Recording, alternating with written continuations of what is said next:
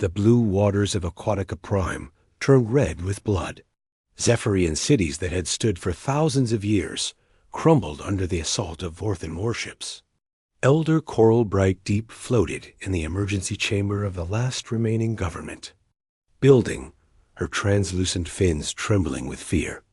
"The outer colonies have fallen," reported Commander Wave Swift Current, his voice barely above a whisper. "Tidal Colony, Deep Reef Station, and the Pearl Gardens are all gone. The Vorthans are killing everyone." Coral Bright Deep closed her large, dark eyes. Her people were peaceful. They had never known war. Their entire civilization was built around art, music, and the gentle cultivation of coral gardens. They had no weapons, no armies, no understanding of violence beyond ancient stories. "How long until they reach the homeworld?" she asked. 3 days, maybe 4 if we're lucky."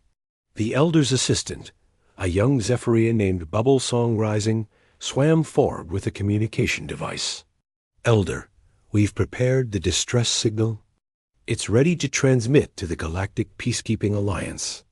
Coral Bright Deep nodded slowly. The Alliance had always maintained peace through negotiation and sanctions. Surely they would help. Send the message. Tell them we need sanctuary. For our people.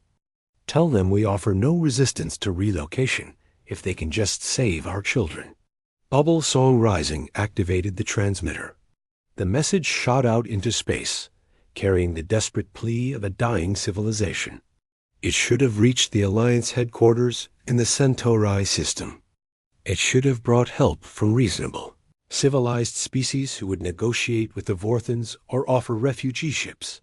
But space is vast, and sometimes signals go to the wrong place. Captain Jake Morrison was drinking coffee on the bridge of the battleship Titan's Wrath when the communication officer called out, "Sir, we're receiving a transmission. It's not on any standard Earth frequency." Jake set down his mug and walked over to the communication station. Lieutenant Betty Chung was frowning at her displays. "It's definitely alien, Captain.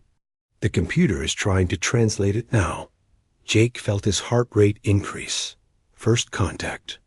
This was what every Earth Defense Force officer had trained for, but never expected to actually experience. Humanity had been sending signals into space for decades, but they had never received an answer. "Put it on speaker," Jake ordered.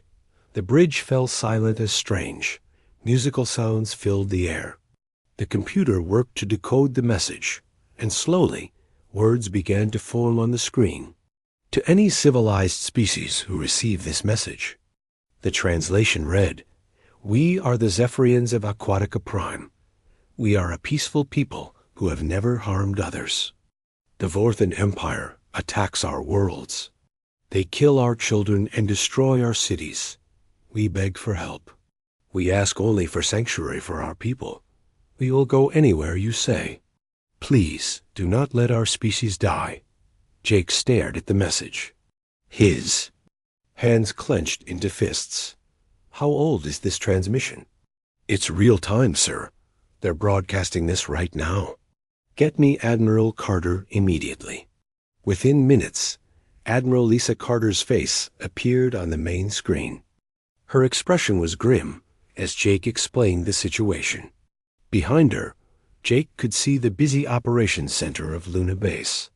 "This is a big decision, Jake," Admiral Carter said. "We don't know anything about galactic politics. We don't know who these Vorthans are or why they're attacking." "Does it matter?" Jake asked. "Someone is asking for help. Someone is being murdered, and they're asking us to save them." Admiral Carter was quiet for a long moment. Jake knew what she was thinking. Earth had spent the last 50 years building its defenses, preparing for the day when hostile aliens might find them. They had battleships, fighters, and Marines trained for space combat. But they had never planned to go looking for a fight. "Admiral," Jake continued, "they said they're peaceful. They said they've never harmed anyone. And someone is trying to wipe them out. If we don't help, who will?" Send me all the data from their transmission, Admiral Carter ordered. I need to know everything we can learn about their biology, their location, and this Vorthan Empire. Doctor. Amy Foster worked through the night, analyzing the Zephyrian data. She was Earth's leading expert on theoretical alien biology, though she had never expected to study real aliens. The Zephyrians were aquatic, evolved from something like Earth's dolphins, but with advanced intelligence and the ability to build. Technology underwater. They're fragile, she reported to Admiral Carter. Low bone density, soft tissue, adapted for low gravity. Their homeworld probably has about half Earth's gravity and is mostly water. What about these Vorthans? Less data, but from the Zephyrian description, they sound reptilian. Militaristic culture. They seem to specialize in conquering weaker species. Admiral Carter studied the star charts. Aquatica Prime was far from Earth, but not impossibly far. It would take weeks to get there, even with their fastest ships. Ma'am, said Commander Ryan Blake, who had been listening quietly, if we're going to help them, we need to leave now. Every day we wait is another day those people are dying. Admiral Carter made her decision. Prepare the Third Fleet for immediate departure. Jake, you'll command the mission. Ryan, take your Marines. Amy, you're coming too. We'll need an expert on their biology. What's our mission profile? Jake asked. Humanitarian intervention, Admiral Carter replied. Get there, assess the situation, and do whatever is necessary to protect innocent lives. Jake nodded. He understood. Earth had always believed in protecting the innocent, even when it meant fighting superior forces. It was a principle they had learned through centuries of human conflict. Within 6 hours, 15 human warships were accelerating toward Aquatica Prime. None of them knew they were about to change the balance of power in the galaxy forever. Back on Aquatica Prime, Coral Bright Deep waited for a response to their message. She hoped the Alliance would send negotiators or refugee ships. She never imagined that her desperate call for help had reached a species the galaxy considered too dangerous to contact. The Zephyrians were about to learn that sometimes calling the wrong number gets you exactly the help you need. The human fleet dropped out of faster-than-light travel at the edge of the Aquatica Prime system. Captain Jake Morrison stood on the bridge of Titan's Wrath, watching the tactical display with growing anger. Vorthan warships surrounded the blue-green, whirled like a pack of wolves circling wounded prey. Sir, reported Lieutenant Chong, I'm reading massive energy discharges from the planet's surface. They're bombing civilian areas. Jake's jaw tightened. Through the main viewer, he could see the flashes of explosions on the night side of the planet. Each flash represented homes destroyed, families killed, a peaceful civilization being torn apart. Communications try to reach the Vorthan fleet. Standard diplomatic protocols. Yes, sir. Dr. Amy Foster joined Jake at the tactical station. She had spent the journey studying everything they could learn about both species. The Zephyrians have been broadcasting continuously, she said. There, begging the Vorthans to stop, offering complete surrender, even offering to leave their homeworld entirely. And the Vorthans?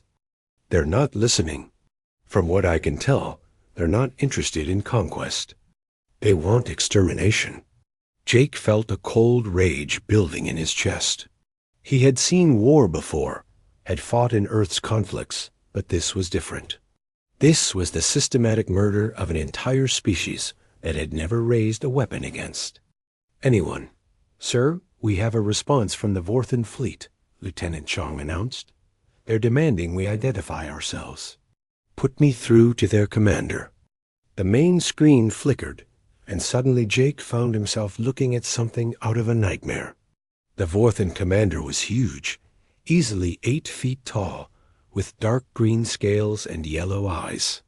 His mouth was full of sharp teeth and scars covered his face and arms. I am War Leader Kraxus of the Vorthan Empire, the alien growled. You will identify your species and explain your presence in this system.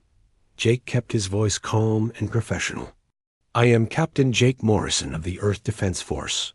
We received a distress signal from the Zephyrians. We're here to provide humanitarian assistance. Kraxus laughed, a sound like grinding stone. Humanitarian assistance? The water crawlers are being exterminated. There will be no survivors. Leave now, or be destroyed with them. I'm afraid we can't do that, Jake replied. We're requesting that you cease your attack on civilian targets and allow us to evacuate non-combatants. Kraxus leaned forward, his eyes narrowing. You dare give orders to the Vorthan Empire? Your ships are small and few. You will leave or you will die. Sir, whispered Commander Blake, we should try to negotiate. But Jake had seen enough. On the tactical display, another Vorthan ship was firing on what appeared to be a refugee convoy fleeing the planet. Children were dying while they talked. War Leader. Kraxus, Jake said, his voice still calm. You have 10 seconds to stop firing on civilian targets. If you do not comply, we will consider it an act of war. Kraxus roared with laughter. Act of war? You pathetic creatures have no idea what war is. Let me show you. The communication cut off, and immediately the Vorthan flagship opened fire on Titan's Wrath. Jake watched the enemy energy beams streak toward his ship. All hands, battle stations. This is not a drill. The Vorthan weapons hit Titan's Wraths. Shields, causing the ship to shudder. In the Vorthan command center, Kraxus expected to see the human ship explode or flee. Instead, he watched in confusion as the human vessel absorbed the hit and returned fire. Titan's Wrath's main guns fired, and Kraxus felt his ship shake under the impact. His tactical officer looked up in surprise. Sir, their weapons are more powerful than expected. Our shields are down to 70%. Impossible, Kraxus snarled. Increase fire. Bring the other ships to bear. But the humans were already moving. The 15 ships of the Third Fleet spread out in a formation that confused the Vorthans. Instead of staying together like every other species they had fought, the humans were coordinating individual ship movements while maintaining group tactics. Commander Blake watched from the bridge of the destroyer, Night Hunter, as human fighters launched from the carrier Freedom's call. This is Sierra Leader, came the voice of Squadron Leader Tom Miller. We have multiple targets. Engaging now. The Vorthan pilots had never seen anything like human fighter tactics.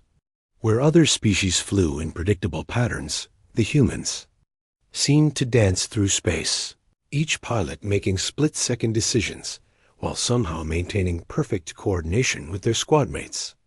Sir, reported the tactical officer on Kraxus's ship, we're losing fighters. These humans fight like they're insane. Kraxus watched the battle display with growing unease. The humans were not fighting like any species he had encountered. They were aggressive, yes, but it was controlled aggression. They seemed to know exactly what they were doing. On the planet's surface, Zephyrian Elder Coral Bright Deep watched the space battle through her city's sensors. She had never seen combat before, but even she could tell that something extraordinary was happening. The human ships moved with purpose. Their weapons fired with precision, and slowly but surely, they were pushing back the Vorthan fleet. Who? Are these humans? She whispered to her aide. I don't know, Elder, but they're fighting for us. Lieutenant Colonel Sam Turner led the first wave of human Marines toward the planet's surface. His assault shuttles had to fight their way through. Vorthan defensive fire, but they made it through. As they descended toward the largest Zephyrian city, Turner could see the devastation below. Listen up, Marines, he said over the comm. We have civilians down there who need protection. Rules of engagement are simple. Anyone shooting at civilians is a target. Anyone threatening civilians is a target. Anyone preventing civilian evacuation is a target. Clear? Clear, sir? Came the response from 50 Marines. The shuttles landed in the city's central plaza, and immediately the Marines spread out to secure the area. Turner was amazed by what he saw. The Zephyrian city was built around and underwater, with beautiful coral structures that seemed to grow rather than being built. It was unlike anything on Earth, but the beauty was marred by destruction. Vorthan soldiers were moving through the city, hunting down any Zephyrians they could find. Turner watched in horror as a group of Vorthan troops cornered a family of Zephyrians near what looked like a school. "Bravo team, with me," Turner ordered, and led his squad toward the Vorthans. The Vorthan soldiers were expecting to face terrified civilians. Instead, they found themselves under attack by human Marines who moved with deadly efficiency. The fight was over in seconds. Turner knelt beside the injured Zephyrians, activating his emergency medical kit.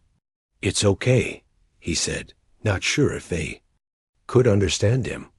"You're safe now." One of the Zephyrians, a small creature with large, dark eyes, looked up at him. "Thank you," she said in accented but clear English. "Thank you for coming." Turner felt something twist in his chest. These people were so innocent, so peaceful, and someone had tried to wipe them out just because they could. "Ma'am," he said, gently, "we're going to get you and your family out of here. You're going to be safe." Back in space, the battle was turning. The Vorthan fleet, designed to intimidate weaker species into submission, was being methodically destroyed by human forces that refused to be intimidated. Craxus realized with growing horror that he was losing. "Retreat," he ordered. "All ships retreat to the outer system." But Jake Morrison was not about to let war criminals escape. "All ships pursue. Do not let them regroup."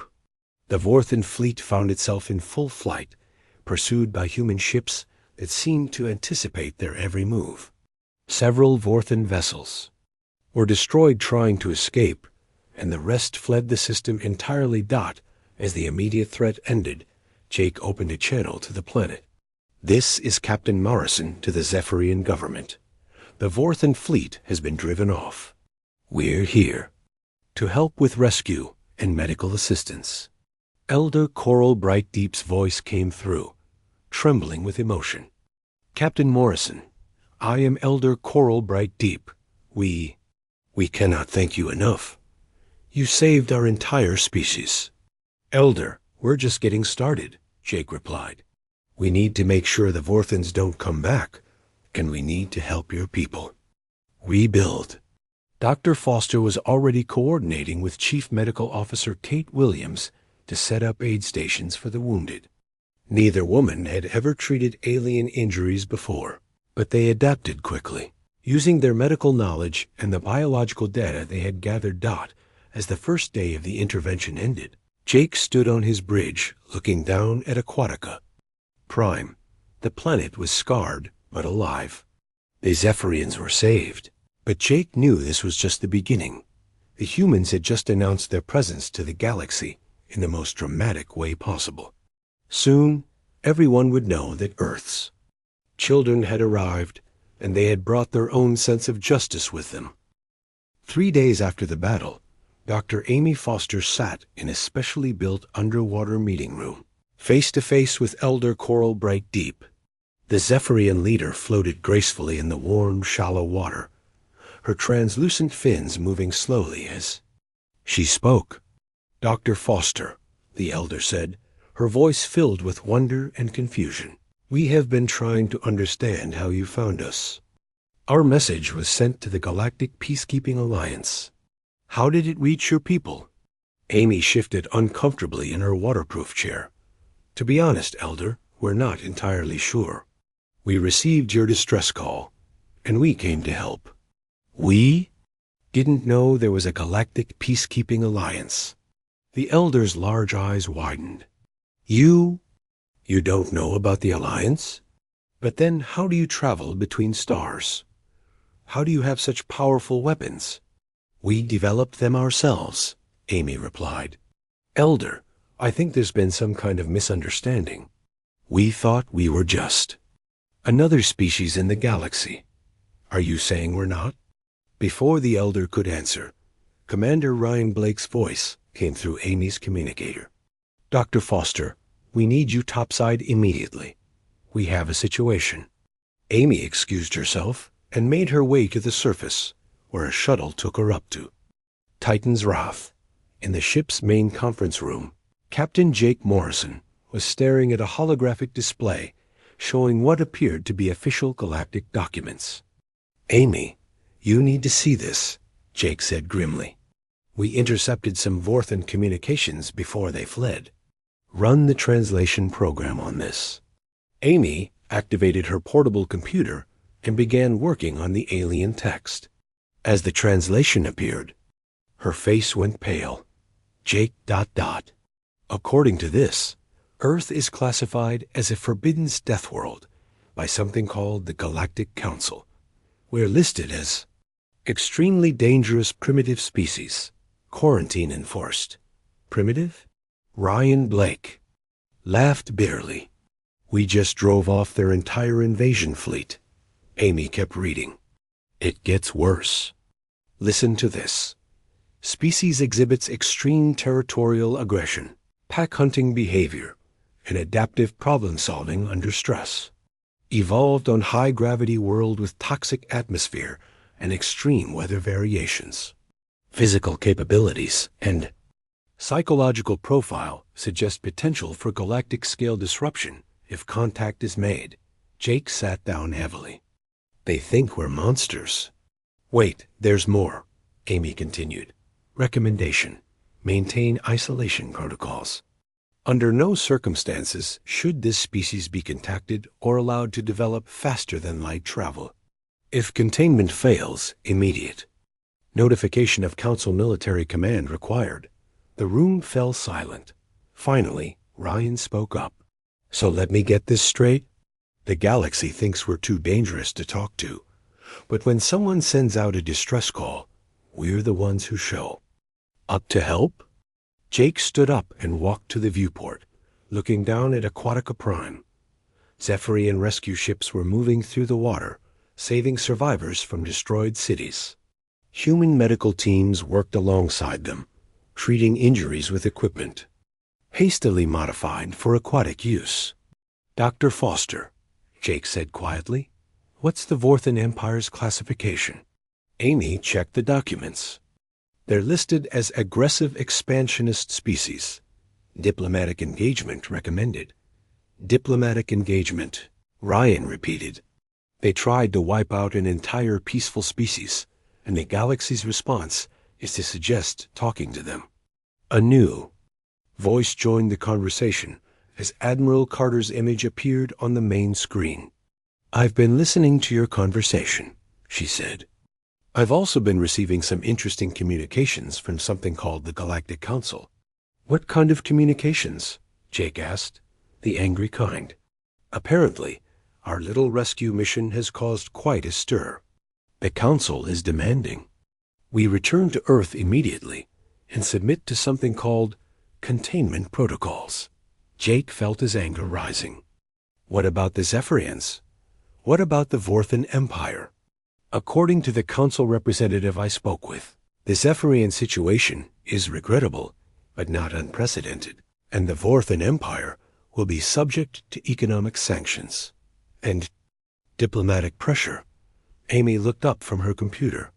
Admiral, I've been analyzing the galactic political structure based on these documents. The entire system seems designed to avoid conflict at any cost. When aggressive species attack peaceful ones, the galaxy's response is to relocate the victims and negotiate with the aggressors. That's insane, Ryan said. How does anything get protected? It doesn't, Jake realized. They've created a system where the strong prey on the weak and the civilized species just look the other way. Down on the planet's surface moraine, Sergeant Alex Parker was learning the same lesson from a different angle. His squad was helping evacuate Zephyrians from a damaged city district when they encountered something that made Parker's blood boil. The area had been a Zephyrian cultural center, filled with art, music, and historical artifacts.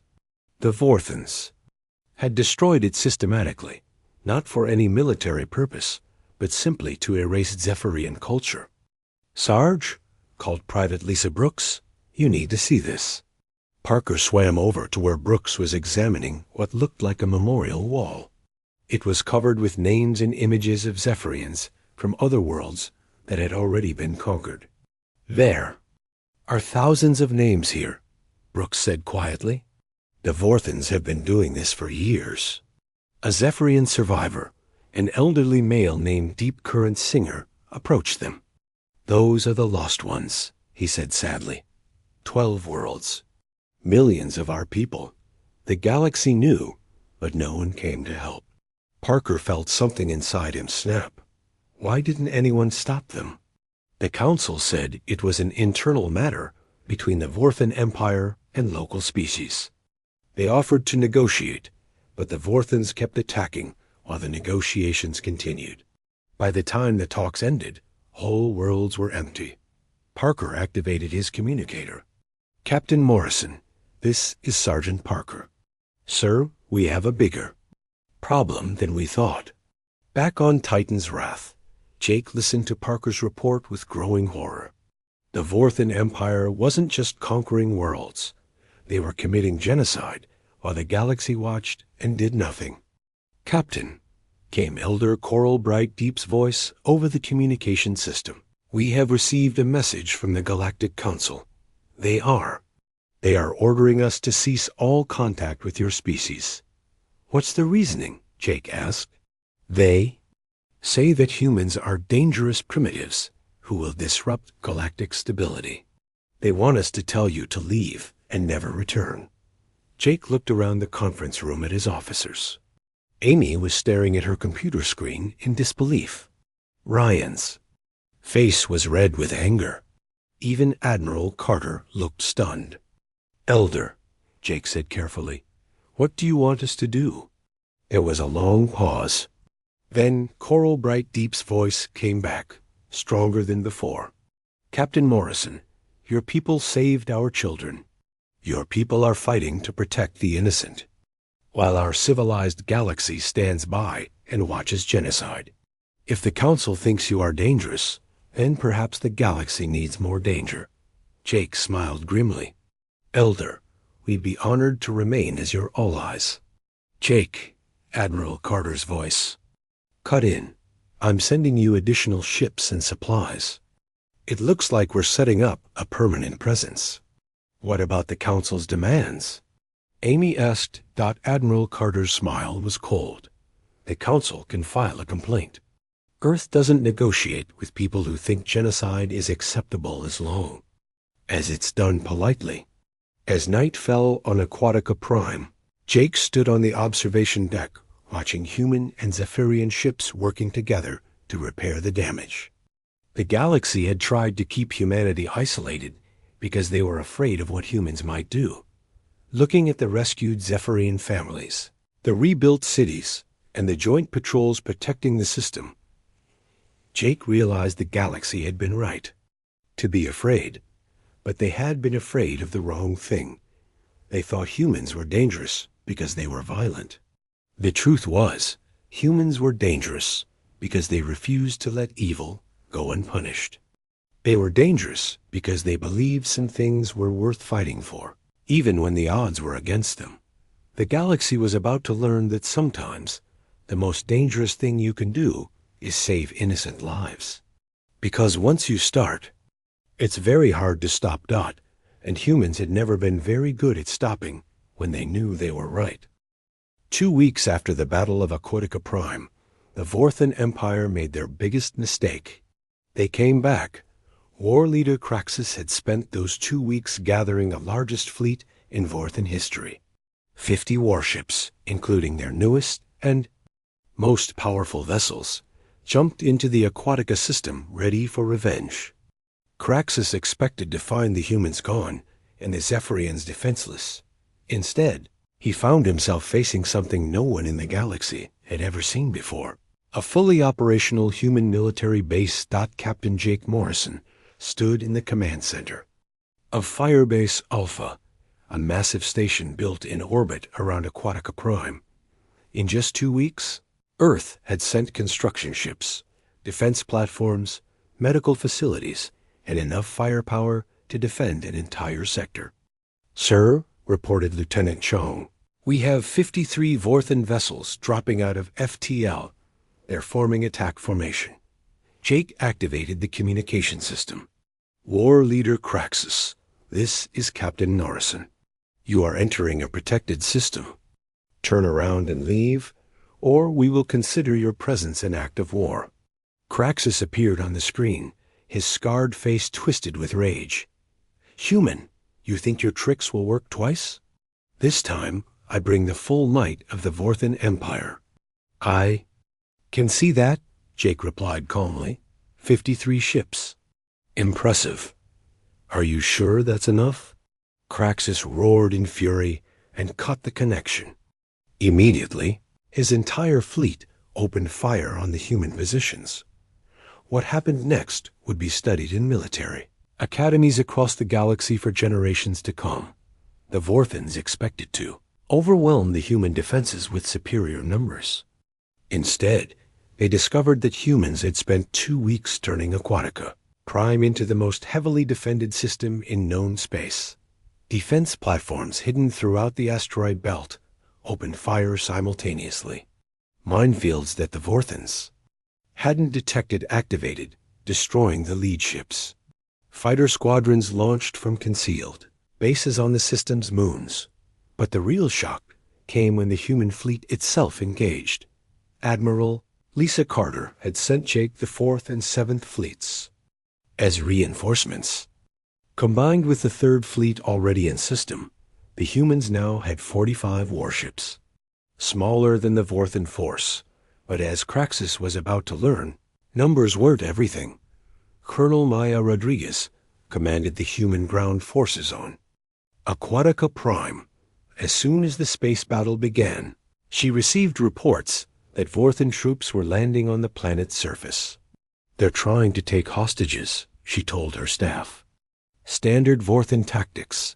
Threaten civilians to force the fleet to surrender." "Ma'am," said Major Tony Clark, "we have Vorthan landing parties at 12 different sites. They're heading for the largest civilian centers." Maya smiled coldly. "Then let's give them a warm welcome." The Vorthans had conquered dozens of worlds using the same tactics. Land troops to threaten civilians, force the defending fleet to choose between protecting their people and winning the space battle. It had worked every time. They had never fought humans before. Maya's ground forces were distributed across the planet in small, mobile units. Instead of trying to defend fixed positions, they hunted the Vorthan landing parties with a precision that shocked the invaders. Sergeant Alex Parker led his squad through the coral forests where Vorthan troops were trying to reach a Zephyrian school. The enemy soldiers were expecting to face panicked civilians or poorly trained militia. Instead, they found themselves being stalked by human marines who treated their jungle warfare like a deadly game. "Contact front," whispered Private Brooks over the comm.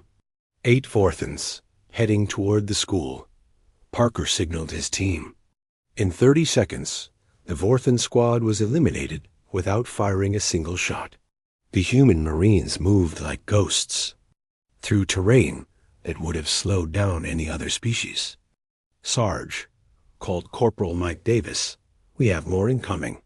"Looks like a full company." "Good," Parker replied. "The more they send down here, the fewer they have in space." In orbit, the space battle was reaching its climax. Commander Ryan Blake led his destroyer squadron in a coordinated attack that split the Vorthan fleet in half. The human ships moved with a precision that baffled their enemies. "Sir," reported the tactical officer on Craxus's flagship, "the humans are using some kind of new tactics.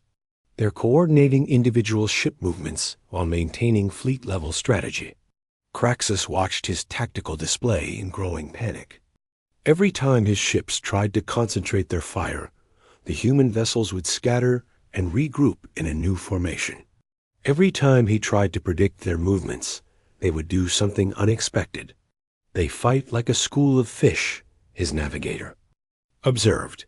Each ship acts independently, but they all move as one. Captain Nick Davis commanded the carrier Victory's wings from the center of the battle. His fighter squadrons were performing maneuvers that violated every known principle of space combat and winning. Phoenix Squadron, this is Control, he transmitted. Enemy Formation Delta is trying to break through to the planet. Stop them. Roger, Control. Phoenix leader engaging. Squadron leader Jennifer Stone led her fighters in a diving attack that took the Vorthans completely by surprise. Instead of the frontal assault they expected, the human pilots came from 6 different directions simultaneously, each pilot making split-second decisions, while somehow maintaining perfect coordination with the group. The Vorthan fighter pilots had trained for years in formation flying and standard combat maneuvers.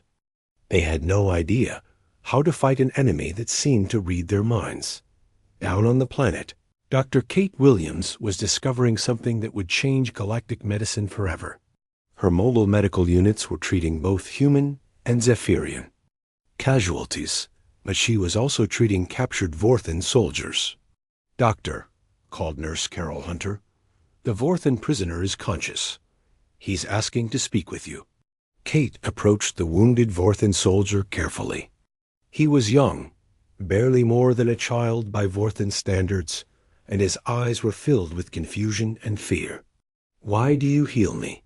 he asked in broken English. "I am your enemy." Kate checked his bandages and adjusted his pain medication. "Because you're hurt, and I'm a doctor. That's what we do." The young Vorthan stared at her. "But ... I tried to kill your people. The water crawlers. Why do you save me?" "Because maybe if you live, you'll remember that there's another way to solve problems." "Besides killing," Kate replied. The soldier was quiet for a long moment. Then he said something that would haunt him for the rest of his life. "We were told you were monsters." "Maybe we are," Kate said gently.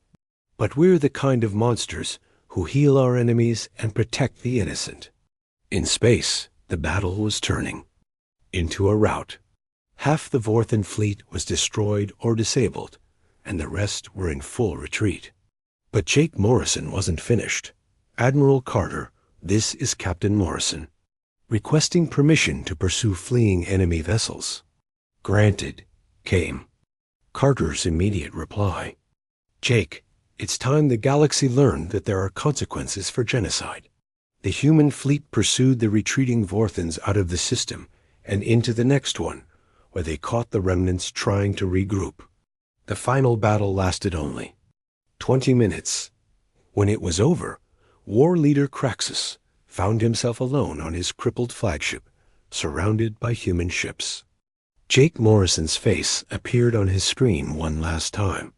"War leader," Jake said quietly, "you're going to return to your empire with a message. Tell them that the Zephyrians are under human protection now.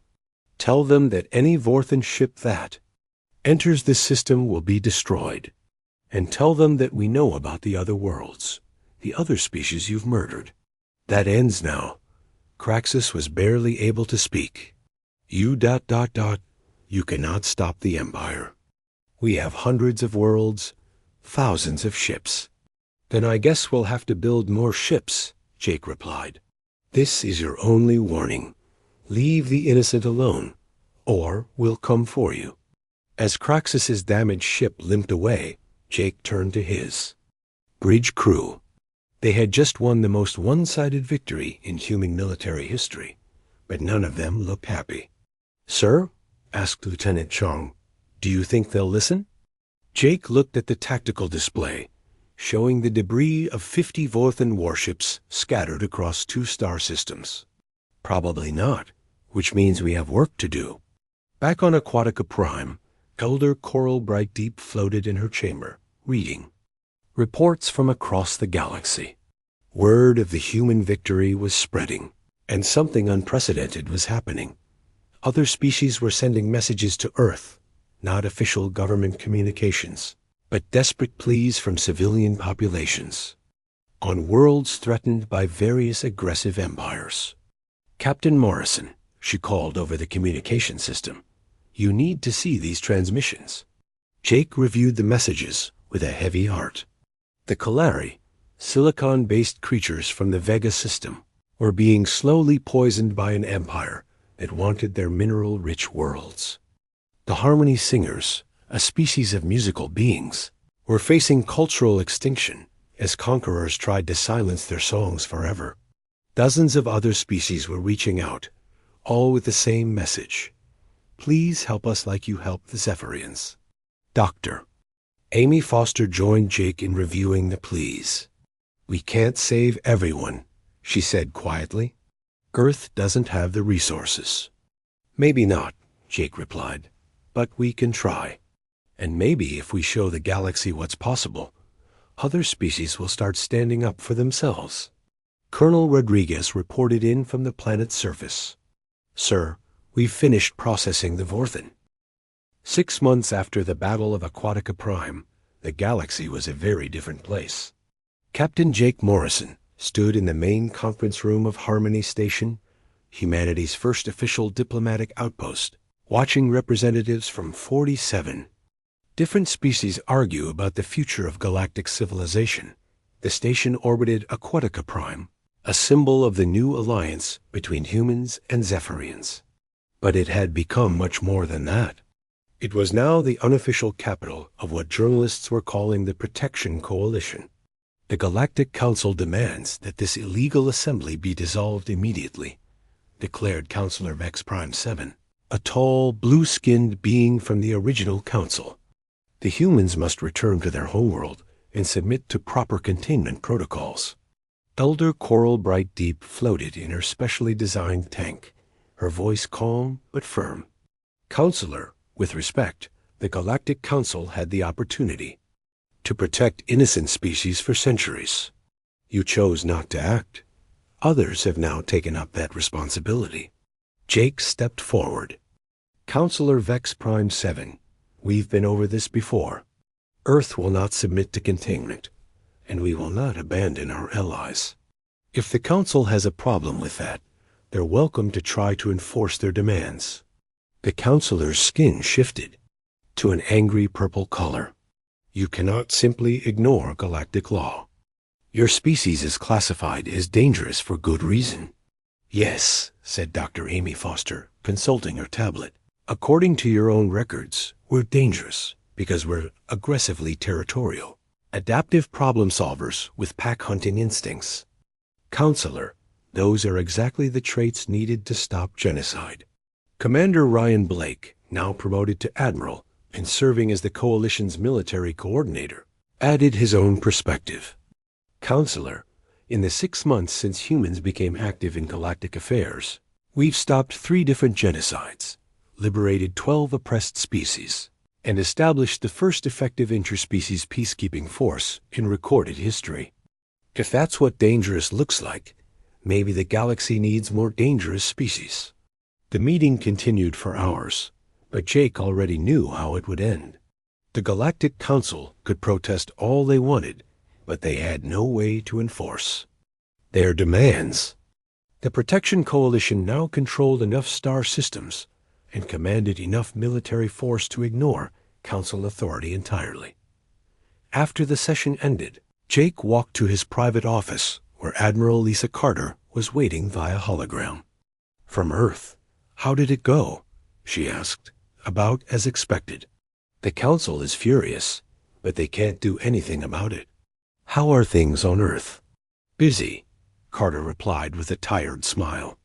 "We're building ships as fast as we can, training new crews, and processing applications from other species who want to join the Coalition.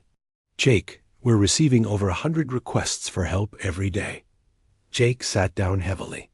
"We can't save everyone, Admiral." "No, but we're doing something more important."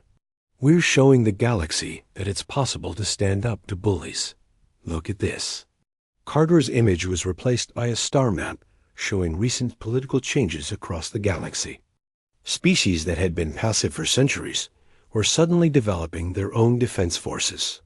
Trade routes that had been controlled by aggressive empires were being protected by local coalition forces.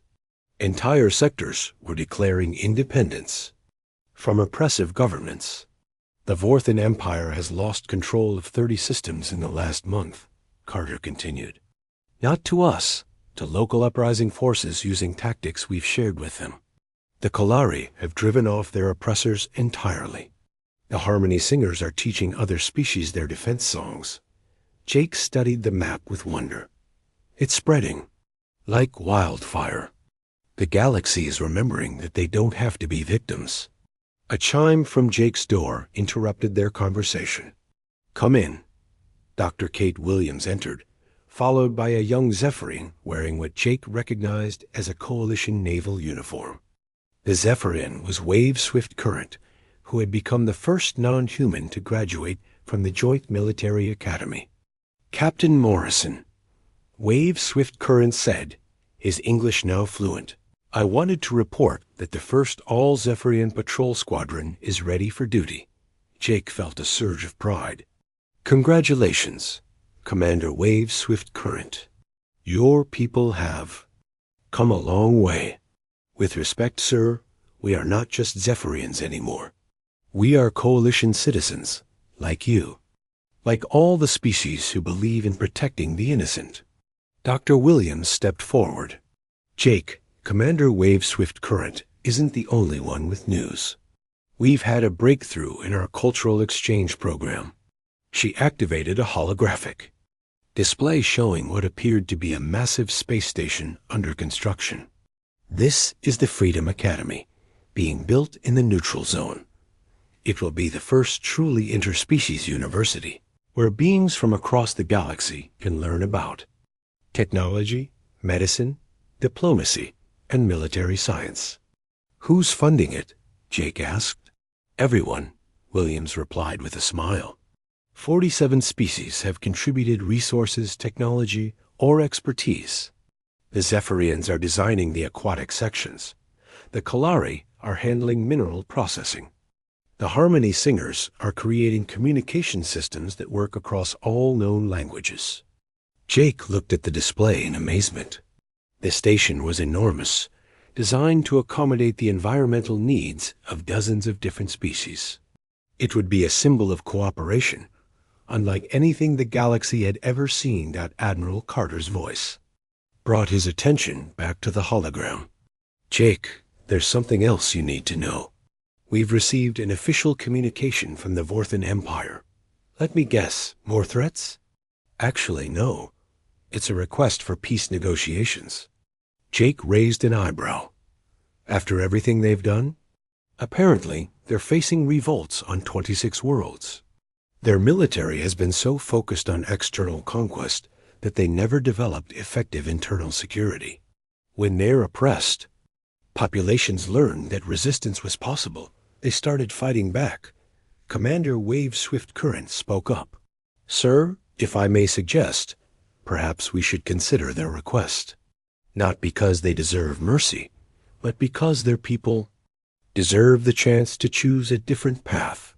Jake considered this. The young Zephyrian was right.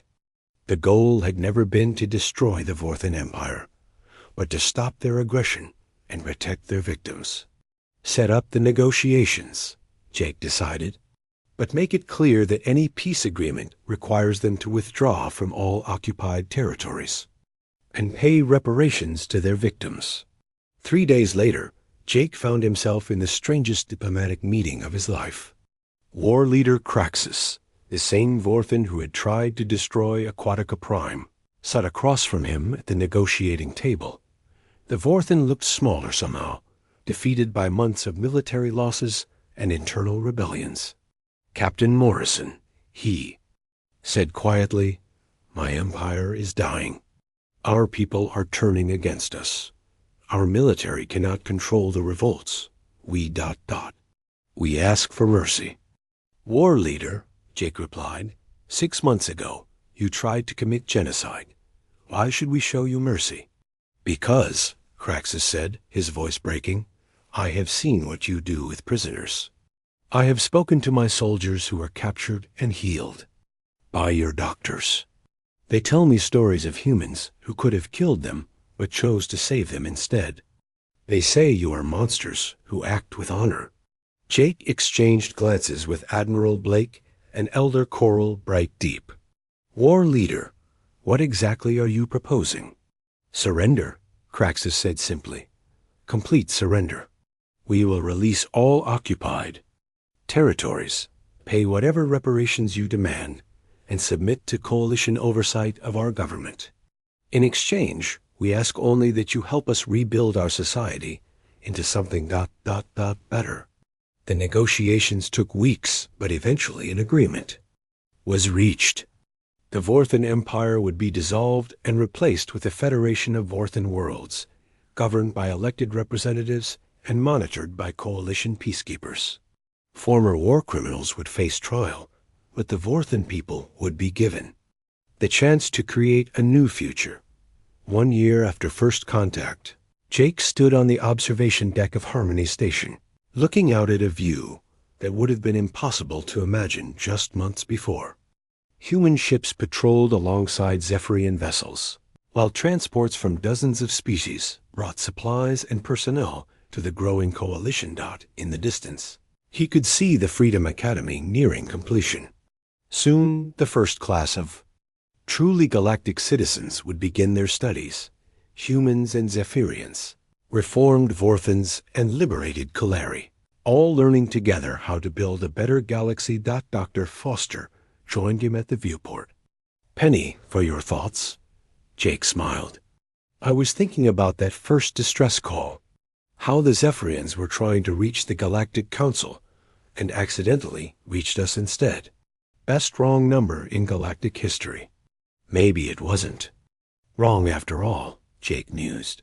Maybe it reached exactly who it was supposed to reach. Amy looked at him curiously. You think it was fate? I think the galaxy was dying slowly under the old system, and it needed someone who was too naive to know that genocide was supposed to be acceptable. Someone who would fight back when everyone else said resistance was hopeless. A new voice joined their conversation as Elder Coral Bright Deep approached in her mobile water tank. Captain Morrison, I have news from the Outer Rim. 3 more species have requested coalition protection. Also, the Galactic Council has announced they are dissolving themselves and requesting to Joe.